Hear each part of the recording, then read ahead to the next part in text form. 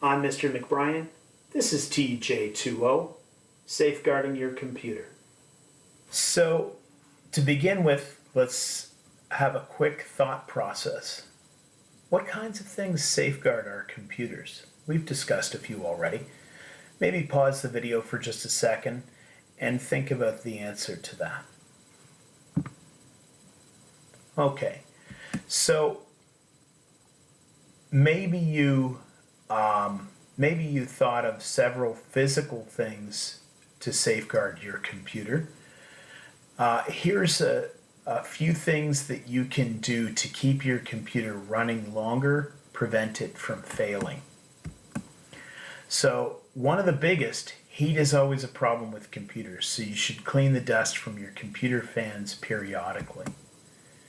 If a fan starts making noise, you need to take action immediately.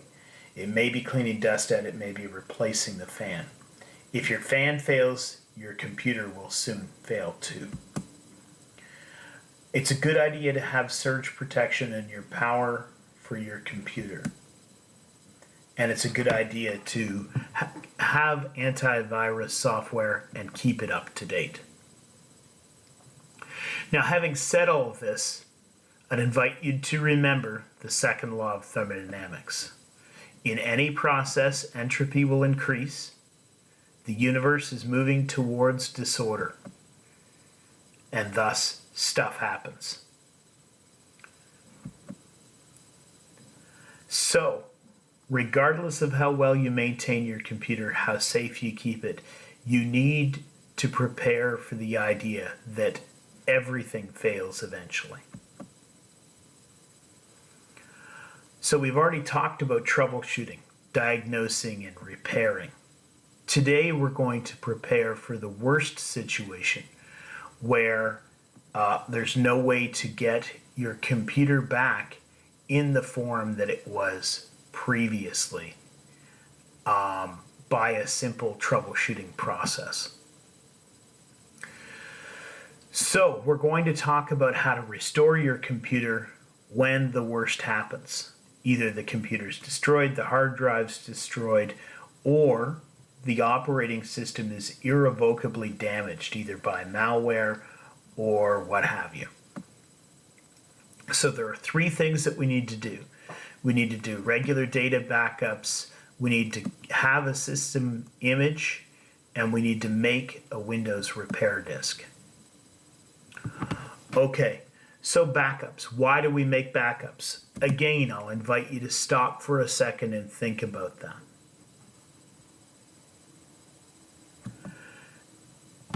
The next question, and you should have already answered that in the previous one, what do we back up? Well, the answer is when we make regular backups, we back up data, photos, music, documents, these kinds of things, application data. Now, when Windows fails, there are a bunch of potential causes of this, including hard drive failure, malware, a corrupted registry, corrupted drivers or DLLs, complete destruction of the computer. All those are possibilities. And when that total failure occurs, Windows won't load. And the question is, now what? Well, the answer is, first, you have to say, okay, all of my data, I'm going to have to get these data from backups. But that's not the only story. The installation is also valuable. Our operating system installation contains more than data. It has applications, it has settings, it has drivers. It has our custom configuration. And these things can take a long time to restore if we don't do something proactively. It took lots of work to get our computer where we like it. Why would we want to spend days doing this all over again? The answer is we don't want to, and there's a way to avoid it. So this is the next part of our tripod, the system image. Our data changes daily, Every time we work with a computer, we create documents, we edit photos, we make presentations. Our Windows installation changes much less often. So while regular data backups need to be automated, our system image, we can update this manually. It's a backup of the entire computer effectively, and Windows has tools to go from that backup to a restored installation if the worst occurs.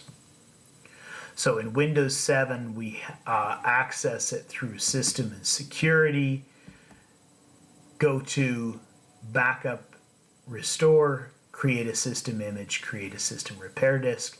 Of course, we're first interested in creating a system image, backing up our settings, our drivers, and the Windows installation itself. So when we want to create that backup, we go ahead and do it to a specific location. We'll talk more about that location in a few minutes. Okay, so in terms of that location for the system backup, unfortunately, your system image is too large for a DVD. Now you can go out and you can buy a USB drive, a flash drive, because it doesn't need to be as big as your day-to-day hard drive. So you can buy a large flash drive if you want to. It's nice and compact. It's very convenient. If you don't want to do that, think about the last time you upgraded your hard drive. So you may have that half terabyte or terabyte drive kicking around in a drawer, sitting in the basement. You can use that for your system image. So while it may not be big enough for day-to-day work, it is large enough for a system image. I will say one thing though, if you decide to use your old hard drive, do not leave it in the computer case. Many of the disaster scenarios we might think about that might endanger our existing Windows installation apply to any of the hardware in that computer case. So after you've created your system image, make sure that you put your system image in a different location. For example, if your computer is in the basement, flooding is a potential concern. Well, don't leave your system image in the basement, so get it somewhere else. Ideally, store it off-site. Take it to grandma's house.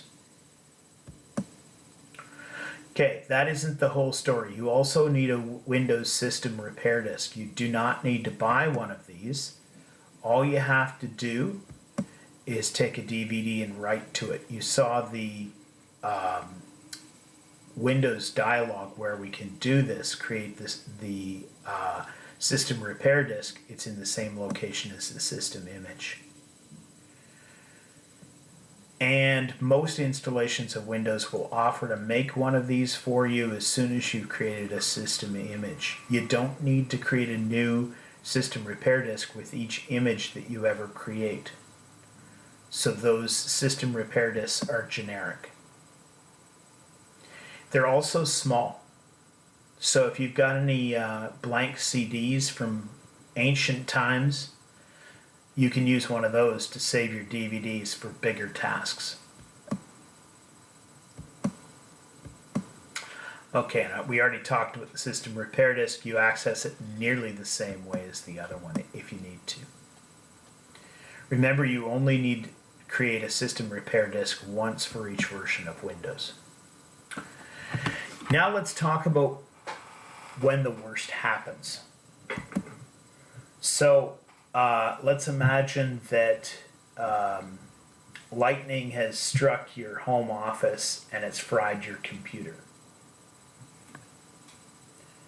So there are other scenarios where you wouldn't need to buy a new hard drive, but obviously in this case you need to buy yourself a new hard drive.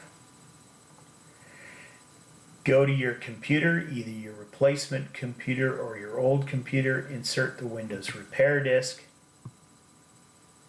in the DVD drive. And now you can choose between these options. Now, these options apply differently for different scenarios. If you were simply having trouble booting, you might try Startup Repair and System Restore, two options for when the hard drive is still fully functional, but your Windows installation is not. So you can try those if your hard drive wasn't fried by your original situation.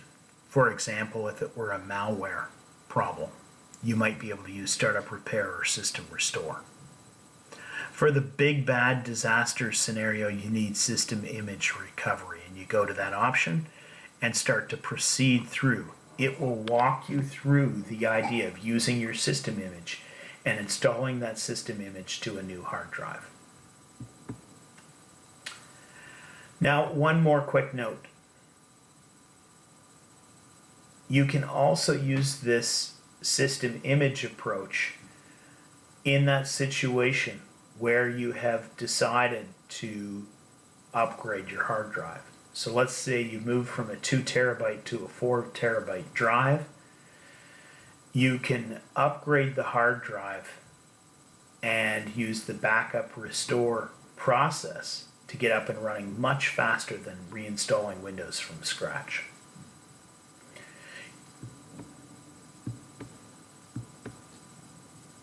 And you can use today's system image rather than using one, for example, from 6 months ago.